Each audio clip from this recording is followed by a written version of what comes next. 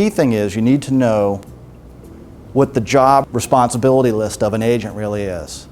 And on a buying side, the real estate agent really performs 7 main roles. And these are where you should plug those questions into to see if the agent is a right fit for you.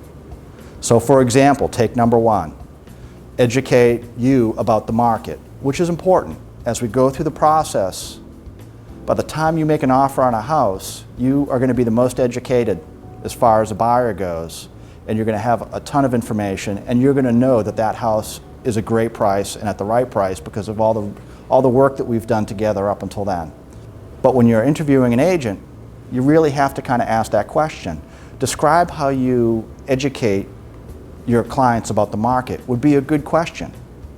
How about number 5, negotiate on your behalf? You could say, can you tell me how you've negotiated effectively to get a price that's acceptable 5% under list? How have you done that in the past? What was your most difficult negotiation? What was it and how did you handle that? And then you want to follow up and look for situation, tasks that were done, actions and results in those answers as well. But interviewing your agent is the most important thing that you can do. And let's think about it. If you're making a $200,000 purchase, a $300,000 purchase, or an $800,000 purchase, it's still a very expensive purchase. You need to make sure that you've got the right agent representing you. When you do go through that interview with the agent, you're going to be asked to get into buyer's representation. So the advantages of buyer's representation. In the Commonwealth, they require us to establish agency agreement or buyer's representation. It's a 4-page agreement.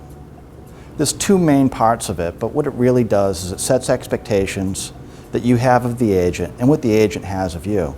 Let's keep in mind that in most of the situations, the seller is actually paying for the buyer's agent. So the agreement does a few different things. First of all, it states who I'm working for, which will be the buyer, and clearly outlines what type of agency it is. But in addition to that, it also sets out expectations for you as well, and how that compensation will be paid at the end of the transaction. The buyer's agreement, although it's 4 pages long, it's there to protect the consumer.